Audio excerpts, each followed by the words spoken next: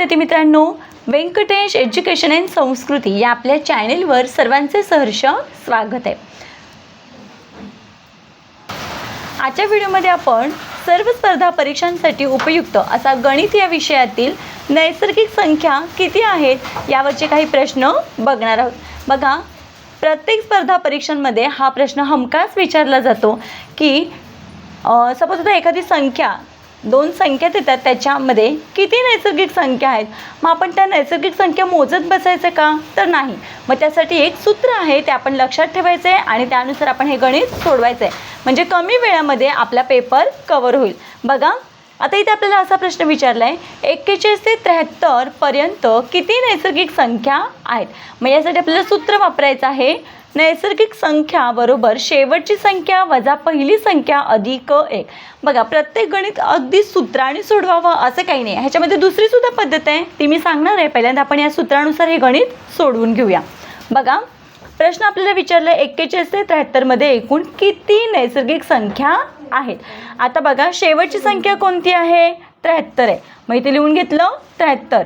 त्याच्यामधून दिलेली इथली पहिली संख्या कोणती आहे? 41। ती आपण काय केली? वजा केली आणि नंतर त्याच्यामध्ये 1 मिळवायचं आहे। आता बघा, पहिल्यांदा आपण ह्यांची वजाबाकी करूया। 3तून 1 गेला, इथं राहिले 2।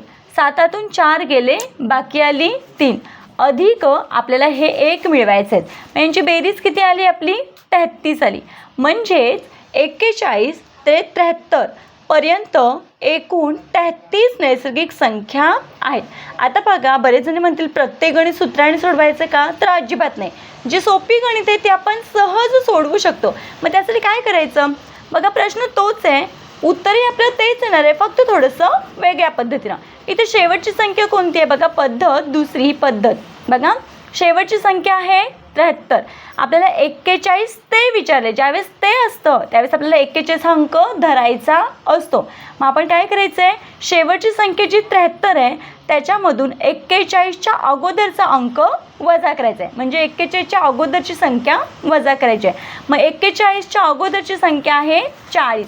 मग बघा, 73मधून आपण जर 40 वजा केले तर वजाबाकी किती येते? बघा, 3तून 0 गेले 3, 7तून 4 गेले 3च आले। बघा, उत्तर सेम आहे, फक्त पद्धत काय आहे? थोडीशी वेगळी आहे। सो तुम्हाला जी पद्धत आवडेल त्या पद्धतीने तुम्हाला या प्रकारची गणितं सोडवायची आहेत। मी अजून एक गणित घेते। बघा, दुसरा प्रश्न, 57 ते 97 पर्यंत किती नैसर्गिक संख्या आहेत।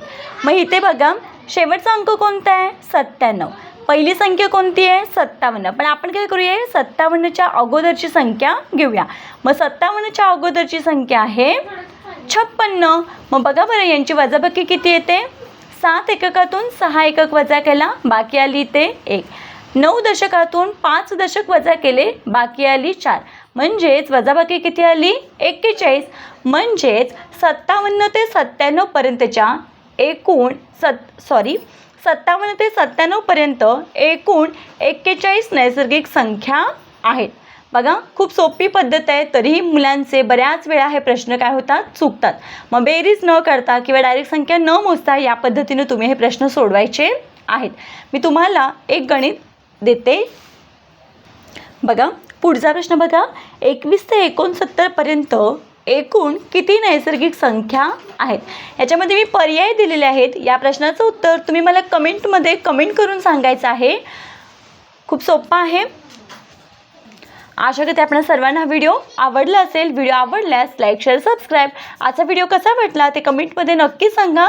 भेटूया पुढच्या व्हिडिओमध्ये नवीन घटकासहित। तोपर्यंत नमस्कार, थँक्यू।